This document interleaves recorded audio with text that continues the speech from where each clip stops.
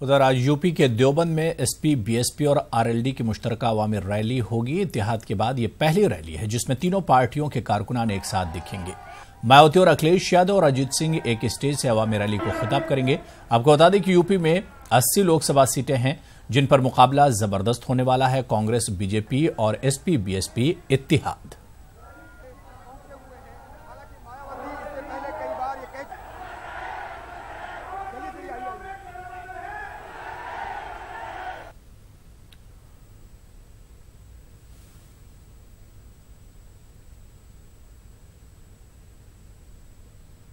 उत्तर प्रदेश में सियासत के निराले रंग देखने को मिल रहे हैं और देवबंद में गठबंधन के रंग देखे जा रहे हैं। तकरीबन आधे घंटे के अंदर अखिलेश यादव, मायावती और अजीत सिंह एक साथ मंच पर आएंगे और जनसभा को संबोधित करेंगे।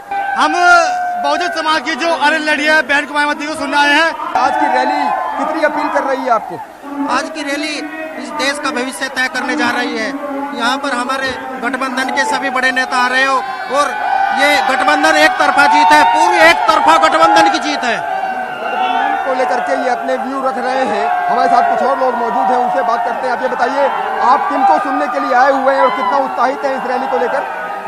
जी, हम यहाँ इस जज्बे के पूरे और जोर शोर के साथ आए हैं ताकि हम गठबंधन को जिताएं और यूपी के अंदर गठबंधन की सरकार बने। और यहाँ तक नहीं कि हम पूरे उनको प्रधानमंत्री बनाना चाहते हैं। देखा आपने अभी किस तरह से लोगों में उत्साह है और अपने नेता का इंतजार कर रहे हैं कि कब अखिलेश, मायावती और अजीत सिंह मंच पर आएंगे और कब वो संबोधन देंगे। अब देखने वाली बात होगी कि जब ये संबोधन होता है तो वो किस अंदाज में आज भारतीय जनता पार्टी पर शब्दों के व्यंग्यबाण चलाते हैं।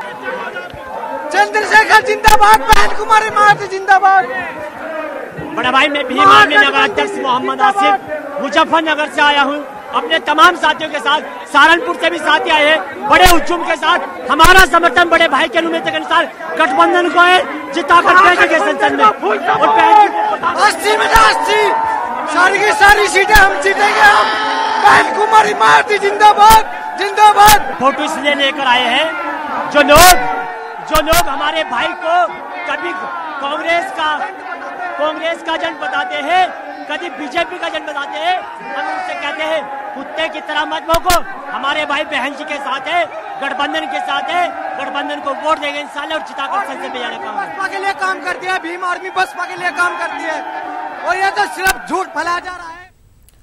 उधर नेशनल कॉन्फ्रेंस सदर डॉक्टर फारूक अब्दुल्ला ने भी इस फैसले को आमिराना बताते हुए इसकी मजम्मत की।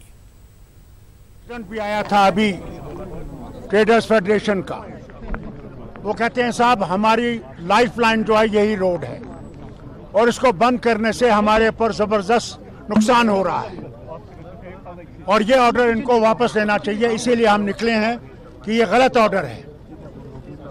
अगर इनको फौज को निकालना है तो रेल इस्तेमाल करें और या नाइट में चलें जहां पर कि लोगों को इफेक्ट ना करे। यही हमारा मकसद है।